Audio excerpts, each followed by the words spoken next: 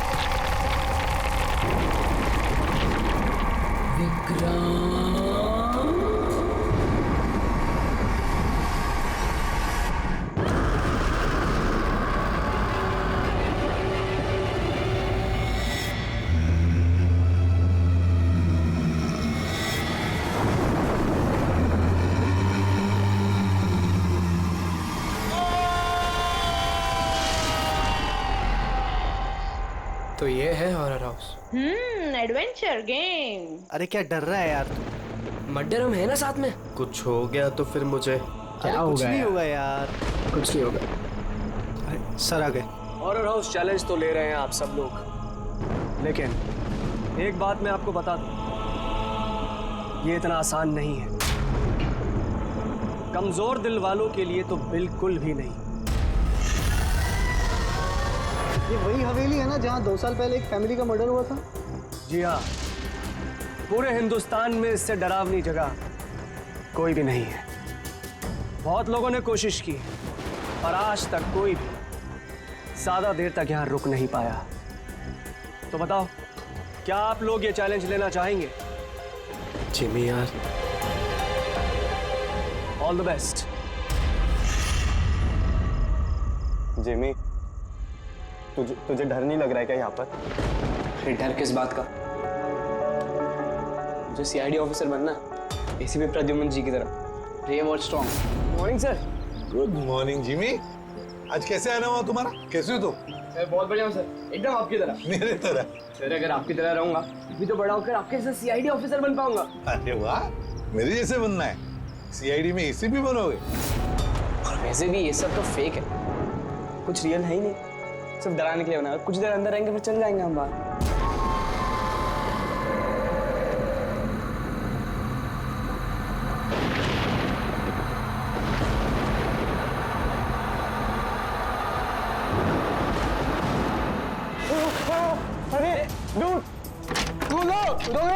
रोहित खोलना। जिमी। ठीक है जिमी। तो अब यहाँ से हम लोगों को अलग अलग जाना है। Jimmy. See you later Sushant. अरे Jimmy please open the door. Jimmy कुछ नहीं होगा। रोहित चलना है यार। Guys please come back guys.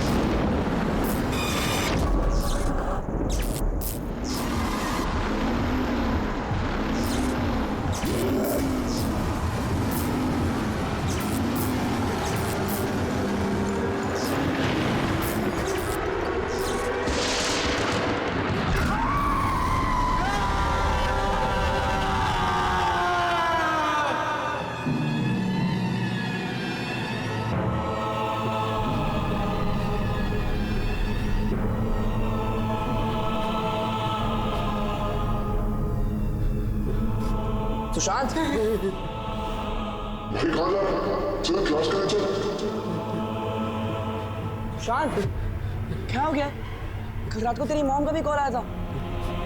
मुझे 2 दिन से बहुत अजीब न्यूज़ मिल रहा है, बात नहीं कर रहा, कुछ नहीं कर रहा। कुछ तो बोल। तू चल क्लास के लिए चल। कुछ तो प्रॉब्लम है।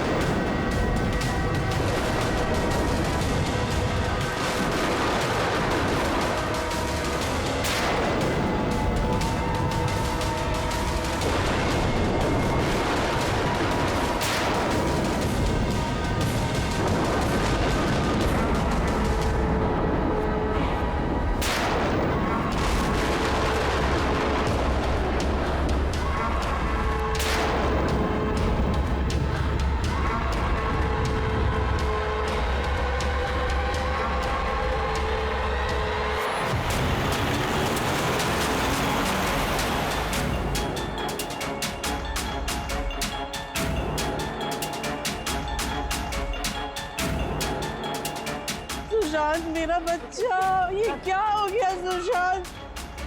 छोड़ो मुझे प्लीज, छोड़ो सुशांत, ये तुम्हें क्या हो गया सुशांत?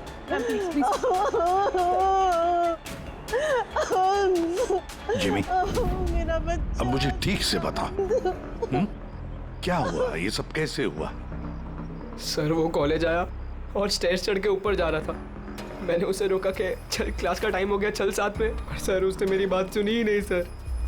और वो टेरेस जाके मुझे उसे रोक लेना चाहिए था सर। अगर मैं उसे रोक लेता तो ऐसा नहीं होता सर। जिमी देखो बेटा, अपने आप को ब्लेम मत करो। क्या तुम्हें थोड़ी पता था कि ये ऊपर जाकर ऐसे करेगा? Don't blame yourself. नहीं सर, कुछ तो प्रॉब्लम थी सर। पिछले 2 दिन से सुशांत ऐसा ही है सर। ना किसी से बात करता है, बहुत अजीब बिहेव कर रहा था सर। मुझे उससे बात करनी चाहिए थी। अगर मैंने बात की होती तो सर शायद कुछ। अच्छा ये पिछले 2 दिन से क्या हुआ, क्या था, क्या प्रॉब्लम क्या थी? हैं? हम लोग सर उसको हॉरर हाउस लेकर गए थे। उसका मन नहीं था जाने का, फिर भी उसको फोर्स करके लेके गए थे सर। सुशांत भाई, भाई क्या हुआ? सुशांत तो तुम्हारा मतलब है कि हॉरर हाउस जाने के बाद से ही सुशांत? हाँ सर, कुछ तो हॉरर हाउस में ही हुआ था सर। हम सब भी डरे हुए थे, लेकिन सुशांत कुछ ज़्यादा ही डरा हुआ था सर। हम उसको सुबह उसके घर पर छोड़ने भी गए। हमें लगा था कि सोने के बाद ठीक हो जाएगा, लेकिन नहीं सर। परसों रात को ही उसके साथ कुछ हो चुका था सर। भाई मेरी बात सुन, तू सो जा, वो सिर्फ एक गेम था। हमने वहाँ जो कुछ भी देखा वो उसमें से कुछ भी रियल नहीं था, सब फेक था। मेरी बात मान। नहीं जिमी भाई, मेरी बातों का यकीन कर, कुछ भी फेक नहीं था, सब असली था भाई। वहाँ पे कुछ तो था भाई। वो अभी भी मेरे साथ है। वो नहीं छोड़ेगी भाई मुझे, वो मुझे नहीं छोड़ेगी। उसके बात करने के तरीके से मुझे लगा कि वो भी डरा हुआ है, लेकिन नहीं सर, सुशांत सही था। उसे किसी ने मार दिया सर, और वो बचा नहीं पाया उसे। किसी ने मार दिया सर सुशांत को सर।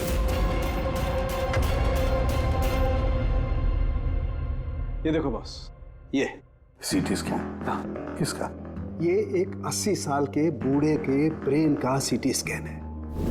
इस आदमी को एक बहुत ही भयानक ब्रेन की बीमारी हुई। जरा देखो गौर से, इसके ब्रेन सेल्स कैसे सिकुड़ गए हैं। और सर इस सीटी स्कैन में ब्रेन सेल्स और भी ज्यादा डैमेज्ड है। ये स्कैन किसका? सुशांत। क्या? सुशांत का?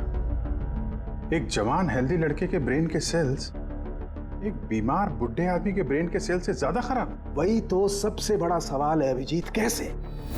और हमने सुशांत के फैमिली डॉक्टर से भी बात की। उन्होंने भी कहा कि सुशांत बिल्कुल फिट था, ना कोई हेल्थ इश्यूज, ना दिमाग की बीमारी, कुछ भी नहीं। सर जिमी ने बताया था कि हॉरर हाउस से लौटने के बाद ही इस सुशांत के बिहेवियर में चेंज आ गया था। और सर सुशांत की माँ का भी यही कहना था कि सुशांत अजीब अजीब सी बातें करने लगा था। उसे लगता था कि उसके आसपास कोई है जो उसे मारना चाहता है, पर ऐसा कुछ भी नहीं था। और सिर्फ 2 दिन में सुशांत को स्किज़ोफ्रेनिया के सिम्टम्स होने लगे। इम्पॉसिबल। अभिजीत, जिमी की बात सही हो सकती है। ये कोई आत्महत्या नहीं, खून है, खून। पर खून कैसे?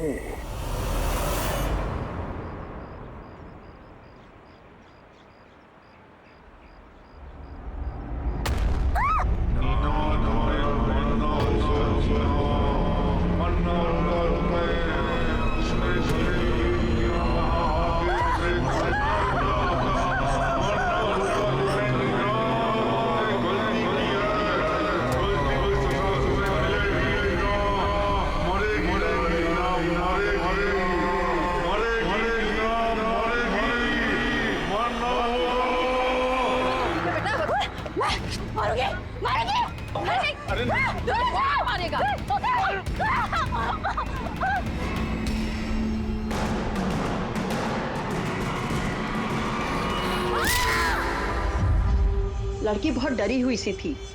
ऐसा लग रहा था कि कोई इसका पीछा कर रहा है। अजीब अजीब सी बातें कर रही थी। हम लोग तो इसकी मदद कर रहे थे, हम लोगों को देखकर भागने लगी और गाड़ी के सामने आ गई। तुम लोग नीना के फ्रेंड्स हो ना, तो तुमने कभी इसे अजीब सा बिहेव करते हुए देखा है? बिल्कुल ठीक थी वो, पर आज जब वो कॉलेज आई बिल्कुल बदली हुई सी बिहेव कर रही थी। पूछने पर कुछ बताया भी नहीं उसने, फिर अचानक से क्लासेस छोड़ के चली गई।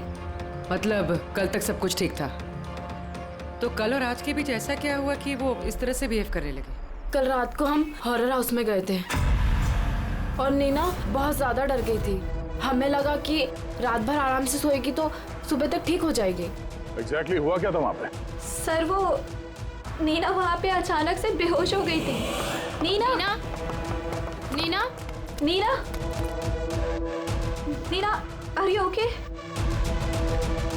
उसके बाद से एकदम अजीब बिहेव करने लग गई। उसे लगता था जैसे उसे कोई मार देगा। क्या हुआ? कोई है वहाँ पे, देखो कोई है। नीना कोई नहीं है वहाँ पे। जाओ गो, कोई नहीं है वहाँ। मैं जहाँ जाती हूँ वहाँ चले आते हैं। मुझे छोड़ेगा नहीं, मुझे मार डालेगा। हॉरर हाउस, ये वही हॉरर हाउस है जहाँ पर सुशांत भी अपने दोस्तों के साथ गया था और जहाँ से आने के बाद उसके और इस नीना के दिमाग पर असर होने लगा। अजीब अजीब से वहम होने लगे। कुछ न कुछ तो गड़बड़ जरूर है इस हॉरर हाउस में, कुछ न कुछ तो गड़बड़ है। ऐसा कुछ नहीं है सर, मैं सच में नहीं जानता उन दोनों को क्या हुआ है। तुम्हें नहीं पता तो और किसे पता होगा? हाँ? इस हॉरर हाउस के बारे में सोशल मीडिया में तुम्हारी कंपनी ने मैसेज शेयर किया है ना? और इसमें साफ साफ लिखा है कि इस हॉरर हाउस में मर्डर्स हुए हैं और जो कोई भी एक रात इस हवेली में रहेगा उसे 50,000 रुपए इनाम में मिलेंगे। हाँ? और इसमें यह भी लिखा है कि ये हॉरर हाउस बनने से पहले 2-3 लोग यहाँ पे रात में रुके थे जो गायब हो गए। इनका अब तक कोई छता पता नहीं चला है। सर मार्केटिंग के लिए सब करना पड़ता है। हॉरर हाउस के प्रमोशन के लिए हमने कुछ एक्टर्स से काम करवाया था ताकि लोग यहाँ पर आए। आप चाहे तो हम उनका नाम और पता आपको दे सकते हैं, आप उनसे पूछ सकते हैं सर। अच्छा, अगर ये सब तुमने मार्केटिंग के लिए किया है तो इसके पीछे असली कहानी क्या है ये बताओ। सर यहाँ पर एक बहुत रईस आदमी रहता था अपने परिवार के साथ, विक्रांत, और एक दिन उसने अपने पूरे परिवार को मार दिया।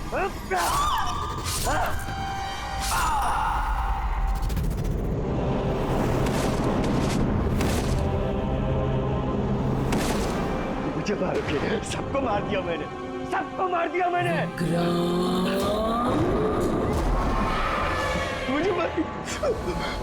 मुझे मारेगी।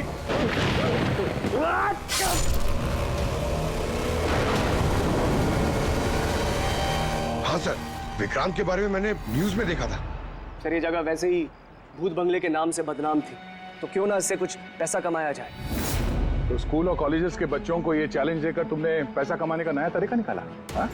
मगर तुमने सोचा तुम्हारे लालच ने दो बच्चों की जान ले ली। सर, आपको पता है ना हॉरर हाउस क्या होता है? यहाँ पर सब कुछ नकली होता है सर।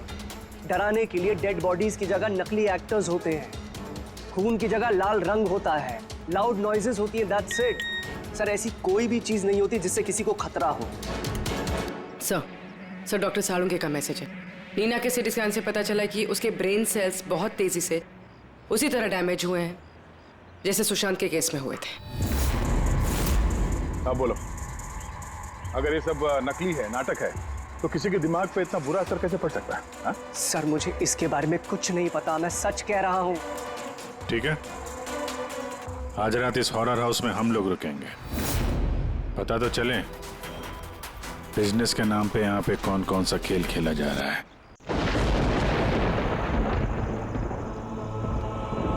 अभिजीत, इस हवेली का मालिक महेश और उसका स्टाफ कुछ गड़बड़ लग रहा है। लगता है वही लोग हैं जो ये सब कर रहे हैं। हम लोग अलग अलग रूम में जाएंगे, अकेले। इतना तो पता है ना सबको कि इन लोगों ने ऐसा कुछ इंतजाम करके रखा है कि जिससे सबको डर लगे, हैं?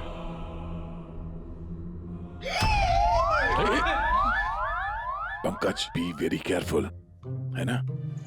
इस हवेली में 2 लोगों की मौत हो चुकी है, कुछ भी हो सकता है कभी भी, इसलिए चौकन्ने रहना, ठीक है? हाँ सर। हर चीज को ध्यान से देखना है, ठीक है? Be alert.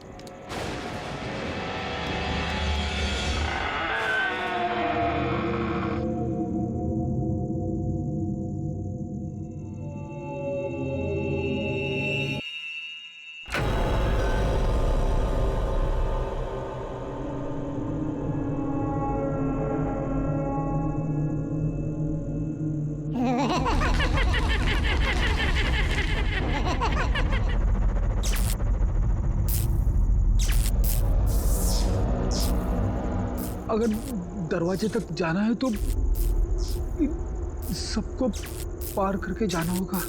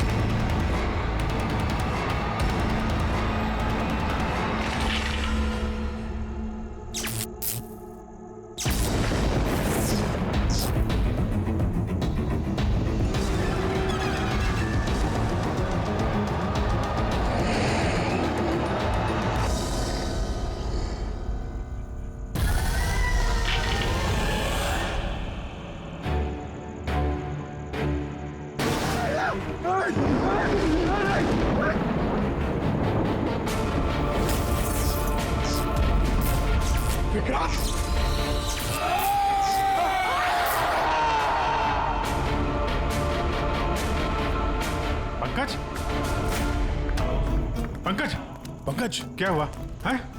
पंकज, क्या पंकज? संभाल के। तुम ठीक हो? ठीक तो हो? क्या हुआ? रेडी, इसे हॉस्पिटल ले जाओ जल्दी। पंकज, पंकज, चलो चलो। संभाल के। पंकज, क्या हुआ? क्या हो रहा है ये सब है? इसकी हालत देखी आपने?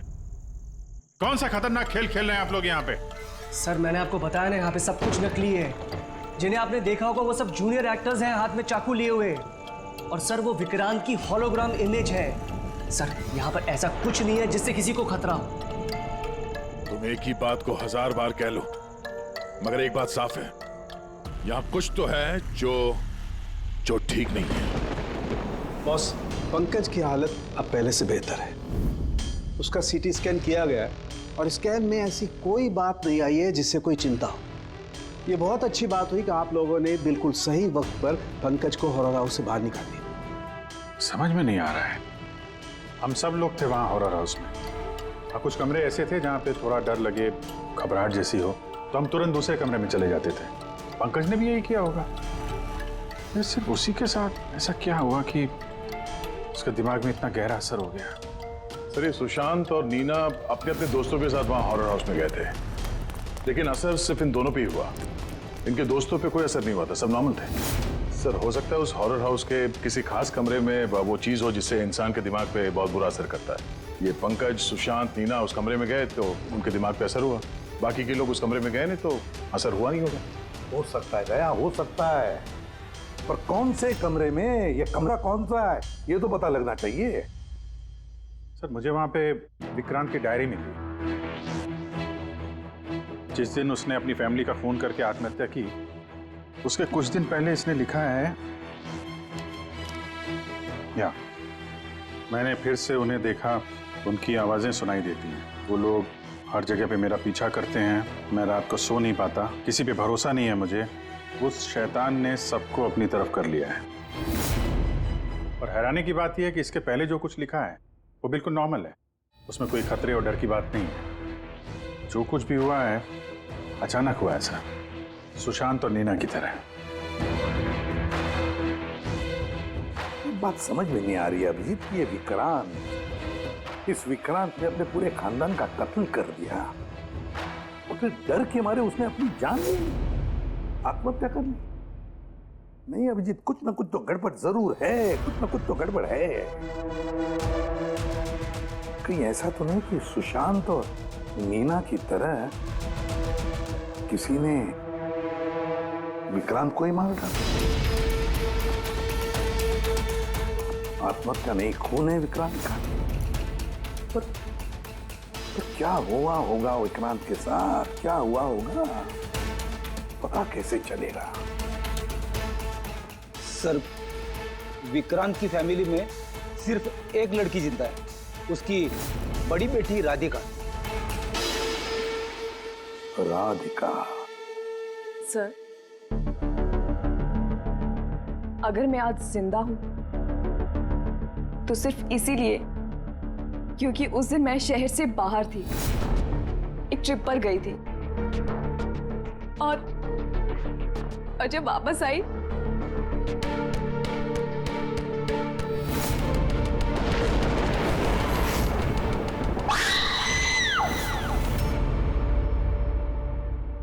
उनकी डायरी पढ़ी थी हमने, उससे पता चला कि 10 सितंबर से पहले वो बिल्कुल नॉर्मल थे। उसके बाद से उन्हें किसी से डर लगने लगा, अपनी जान खतरे में महसूस होने लगी। 10 सितंबर। सर, 10 सितंबर को तो हमने डैड का 50th बर्थडे सेलिब्रेट किया था। सब लोग आए थे, फैमिली, फ्रेंड्स। सर, डैड तो बहुत ज्यादा खुश थे।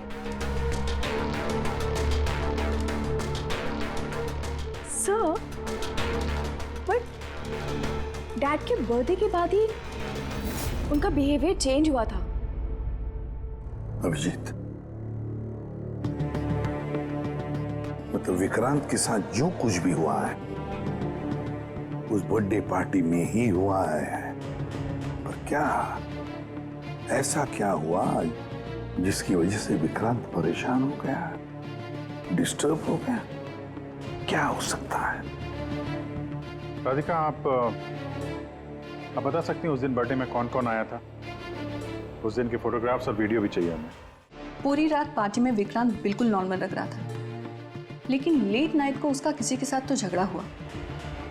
मैंने दूर से देखा था, बहुत जोर जोर से बहस हो रही थी। किसके साथ? अजय, विक्रांत का बेस्ट फ्रेंड। विक्रांत कैसा आदमी था? साहब, बहुत बड़ी गलती कर दी मेरे माँ बाप ने, अपनी बेटी की शादी विक्रांत से करवा के।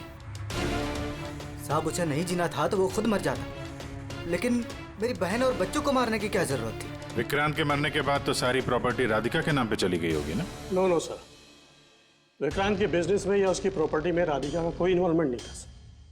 उसके परिवार के बाद वो पूरी टूट चुकी थी। एक रुपया नहीं दिया था सर उसने, बल्कि ज्यादातर पैसा उसने चैरिटी के लिए दे दिया था। और विक्रांत का बिजनेस? सर, उनके कजन है दीपक, वो संभालते हैं। दीपक जी, विक्रांत की मौत के बाद उसके पूरे बिजनेस की कमान तुमने संभाल ली है ना? क्योंकि विक्रांत की फैमिली में कोई बचा ही नहीं, सिर्फ राधिका के सिवा। और राधिका ने बिजनेस और बाकी सारे प्रॉपर्टी में से अपने आप को दूर कर लिया था, इसलिए, है ना? जी, सभी को मालूम है कि विक्रांत मेरा कजिन था और किसी को तो जिम्मेदारी लेनी ही थी, लेकिन ये सब आप मुझसे क्यों पूछ रहे हैं? देखिए, विक्रांत और उसकी फैमिली के साथ जो भी हुआ उसका अफसोस सबको है। वो एक हादसा था, साजिश नहीं। आप लोगों को लगता है कि विक्रांत ने आत्महत्या नहीं की, मर्डर किया है किसी ने उसका। मैंने मारा है उसे और सुपारी देकर ये काम मैंने करवाया है। सर, वो मेरा बहुत जिगरी यार था, जिगरी। हम दोनों के बीच में बिल्कुल एकदम भाइयों जैसा प्यार था सर। पर हमें तो पता चला है कि काफी समय से तुम दोनों की दोस्ती में काफी दरार पड़ गई है। दरार? नहीं सर। सर, वो क्या है ना कि फ्रेंडशिप के बीच में जो तकरार होती है और प्रॉब्लम्स होती है, बस वैसे ही कुछ हुआ था। लेकिन सर, बाद में हमने पैचअप कर लिया था। सर मेरी बात जरा गौर से सुनिए कि अगर हम दोनों के बीच में दोस्ती नहीं होती तो क्या वो मुझे पार्टी में इनवाइट करता? राइट। और उसी पार्टी में तुम्हारा जबरदस्त झगड़ा भी हुआ था विक्रांत के साथ। झगड़ा? हमारे पास एक गवाह है। नहीं सर, नहीं, झगड़ा नहीं हुआ था। वो क्या था कि 3-4 पैक अंदर जाने के बाद बस हम दोनों हाइपर हो गए थे और उसके बाद हम दोनों में बहसाबाजी शुरू हो गई थी। That's it. हद करते हैं मैम आप लोग। पूरी दुनिया जानती है कि विक्रांत ने अपनी फैमिली का मर्डर करके खुद सुसाइड कर लिया। हो सकता है उसकी कोई बहुत बड़ी प्रॉब्लम हो, पुलिस ने भी ये केस क्लोज कर दिया है, तो आप फिर क्यों 2 साल बाद मुझे इस केस में फंसाना चाहती हैं? I mean, मैं ऐसा क्यों करूंगी? देखिए, हमें तो बस इतना पता चला है कि विक्रांत की कंपनी में बरसों काम करने के बाद भी आपको प्रमोशन नहीं मिला। इनफैक्ट विक्रांत तो आपको नौकरी से निकालना चाहते थे, और फिर अचानक विक्रांत की मौत के बाद आपकी फाइनेंशियल कंडीशन काफी बेहतर हो गई। हाँ, तो मतलब आप ये कहना चाहती हैं कि मैंने विक्रांत का खून करके उसकी पूरी प्रॉपर्टी पर कब्जा कर लिया? Is that you want to say?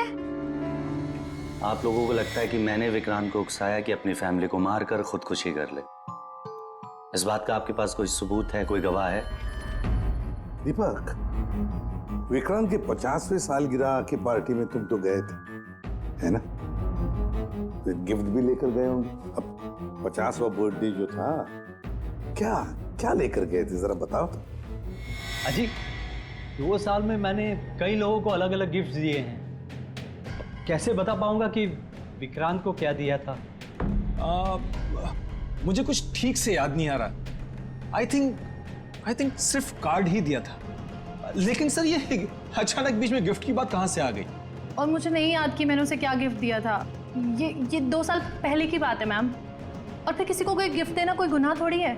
जो मैंने विक्रांत को उसके फेवरेट ऑथर की नई बुक गिफ्ट करी थी, लेकिन उसको किसने क्या गिफ्ट किया ये बता पाना मुश्किल है। आप जानना क्यों चाहते हैं?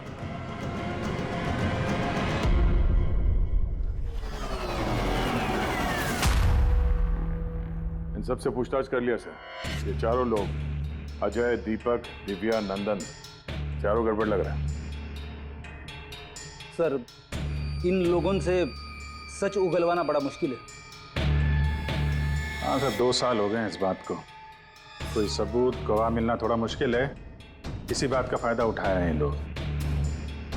अगर इतना तो तय है कि इनमें से कोई एक झूठ बोल रहा है और वही है विक्रांत का कातिल। अभिजीत, फिर भी एक सवाल उठता है कि अगर किसी ने भी एक चीज गिफ्ट दी है जिसकी वजह से इंसान का दिमाग खराब होता है, तो फिर विक्रांत का ही दिमाग खराब क्यों हुआ उस चीज की वजह से? वहां पर और भी तो लोग थे उस घर में, उनको कैसे कुछ नहीं हुआ? हाँ सर, विक्रांत के परिवार में 5 लोग थे, नौकर चाकर अलग, उन्हें भी तो असर होना चाहिए था, पर उन पर कुछ नहीं हुआ। जैसे अब 2 साल बाद जितने भी लोग वहां पर गए थे, किसी पे कोई असर नहीं हुआ, सिवाय पंकज, सुशांत और नीना। पंकज बताओ, कौन से कमरे में गए थे और कैसे कैसे गए?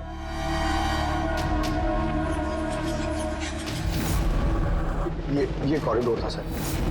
मैं सीढ़ियों से नीचे आया सर, ये कॉरिडोर क्रॉस करके यहाँ हॉल में गया सर। हॉल में सर फिर वो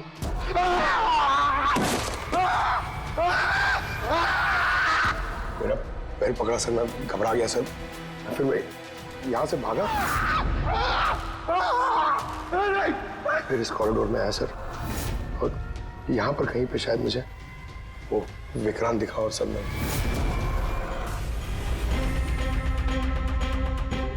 हाँ सर, पंकज हमें यहाँ इस कॉरिडोर में मिला था यहाँ पर, और नीना को उसके दोस्तों ने भी इसी जगह पे देखा था, और सुशांत भी यहाँ इसी जगह पे मिला। तो सर वो जो कुछ भी है जिसकी तलाश है हमें, शायद यहाँ आसपास कहीं होना चाहिए। वैसे वो हो क्या सकता है? वहां पर तो एंटीक्स, पेंटिंग्स, न जाने क्या क्या था। ऐसी कौन सी चीज है जिसकी वजह से वो लोग मारे गए? सर, विक्रांत की मौत 2 साल पहले हुई थी और इन दोनों की मौत अभी अभी हुई है 2 साल बाद। ऐसी कौन सी चीज है वहां पे जिसकी वजह से ये सब मौतें हो रही है? वो क्या चीज है कातिल जानता है।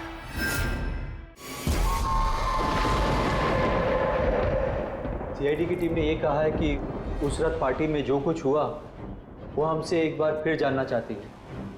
इसी जगह जहां पार्टी हुई थी कि एग्जैक्टली हुआ क्या था, उस रात कौन कहां था और क्या कर रहा था। अरे एसीपी सर अभी तक क्यों नहीं आए? मैं इससे ज्यादा इंतजार नहीं कर सकता। इनफ। एक काम करते हैं, एसीपी सर को कॉल कर लेती हूँ। प्लीज। अरे तुम लोगों को जो कुछ करना है करो, मैं तो चला।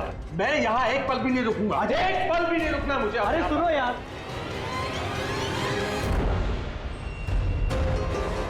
हेलो सर, मैं दिव्या। आपने हम सबको हॉरर हाउस में बुलाया था ना, हम लोग आ गए हैं।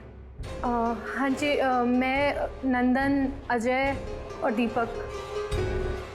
क्या आपने बुलाया ही नहीं? ऐसी कोई बात ही नहीं हुई? Okay sir. क्या हुआ?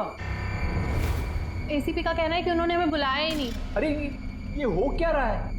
पता नहीं, शायद किसी ने हमारे साथ मजाक किया है। चलो चलते हैं यहाँ से। चलो जल्दी चलो। कहाँ चलते हैं? ऊपर से बाहर जाने का कोई रास्ता नहीं है। अब क्या करेंगे हम? कैसे निकलेंगे यहाँ से बाहर हम? कोई दूसरा रास्ता तो होगा। हाँ ढूंढो, दूसरा रास्ता ढूंढो निकलने का बाहर। चलो जल्दी होना चाहिए कोई रास्ता। एक काम करो, तुम वहां देखो, मैं वहां दिखता हूँ। अरे कोई है? प्लीज दरवाजा खोलो।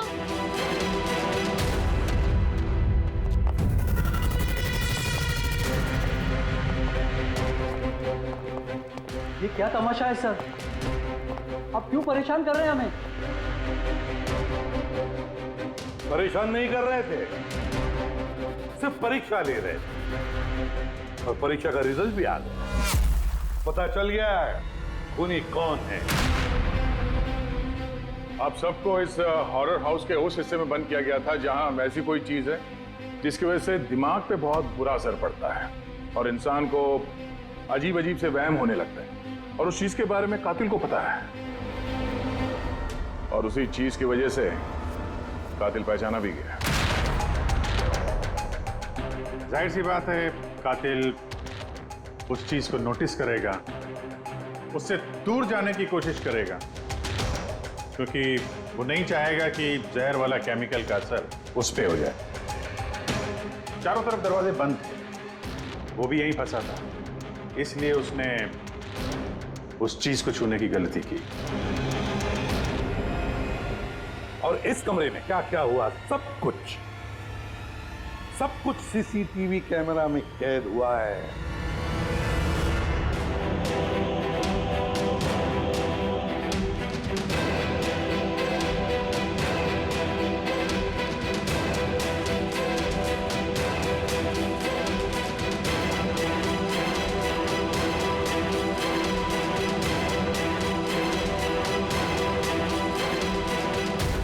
सबको लगता था कि विक्रांत एक अच्छा इंसान है, लेकिन ये सच नहीं था। वो बड़ा ही घटिया इंसान था। उसका अफेयर मेरी पत्नी से हो गया था। मेरी पत्नी को इस गलती का एहसास था। उसने विक्रांत से दूर जाने की बात कही तो विक्रांत उसे धमकाने लगा। कहने लगा तुम्हारे पति को बता दूंगा, उसको नौकरी से निकाल दूंगा। शर्मिंदगी में मेरी पत्नी ने खुदकुशी कर ली। और इसलिए तुम विक्रांत से बदला लेना चाहते थे? मेरा एक दोस्त केमिस्ट में था।